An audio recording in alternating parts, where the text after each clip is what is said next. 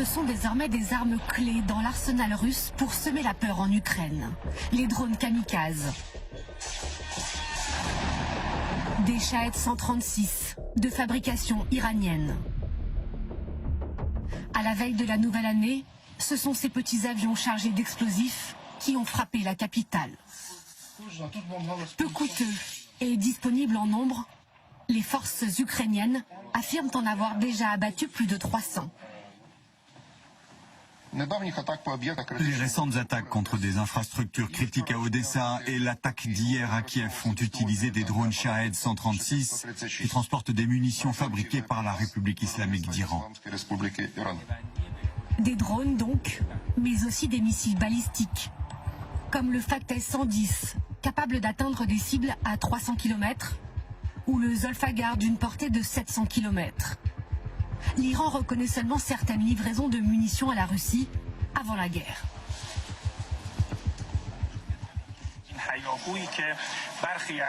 Les pays occidentaux à l'origine de ce remue-ménage prétendent que l'Iran a fourni des missiles et des drones à la Russie pour frapper l'Ukraine. C'est complètement faux. En ce qui concerne les missiles. Pour les drones, c'est vrai. Nous avons livré un nombre limité de drones à la Russie plusieurs mois avant le début de la guerre. Si le régime des mollahs minimise, Téhéran semble bien être un fournisseur indispensable pour Moscou, tant les réserves s'épuisent sur le terrain. Face à cette alliance de circonstances, les puissances occidentales alertent et renforcent leurs sanctions contre les autorités iraniennes. Leurs armes sont utilisées pour tuer des civils en Ukraine et essayer de plonger les villes dans le froid et l'obscurité.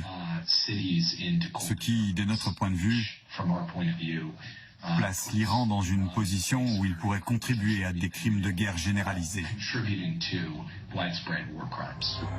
L'axe Téhéran-Moscou, un partenariat avec échange de bons procédés qui fait craindre le pire. Selon nos sources au Pentagone et à la Maison-Blanche, la Russie apporterait un soutien militaire inédit à l'Iran. En contrepartie de ces armes, le régime islamique aurait demandé de l'aide à Poutine pour renforcer son programme nucléaire. Depuis novembre, le pays produit de l'uranium enrichi à 60% dans sa centrale de Fordo, comme c'est déjà le cas dans celle de Natanz. Un pas de plus vers les 90% nécessaires à la fabrication de l'arme atomique. L'énergie nucléaire et la production d'électricité atomique représentent de grandes économies pour le pays.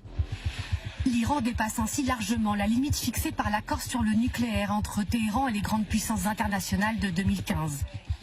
De quoi laisser peu d'espoir désormais de sauver ce fameux deal, comme l'a laissé entendre Joe Biden face à des Iraniens exilés aux États-Unis. Président Biden, pouvez-vous nous annoncer que l'accord sur le nucléaire iranien est mort? Pouvez-vous le dire? Non. Pourquoi? Pour plein de raisons. L'accord est mort, mais nous n'allons pas l'annoncer. C'est une longue histoire. Le régime des mollahs, plus que jamais isolé sur la scène internationale, et qui n'hésite pas à attaquer ses propres voisins. Plusieurs bombardements ont touché fin novembre le nord-est de l'Irak. Leur cible, la population kurde, accusée de soutenir les manifestations intérieures contre le pouvoir iranien.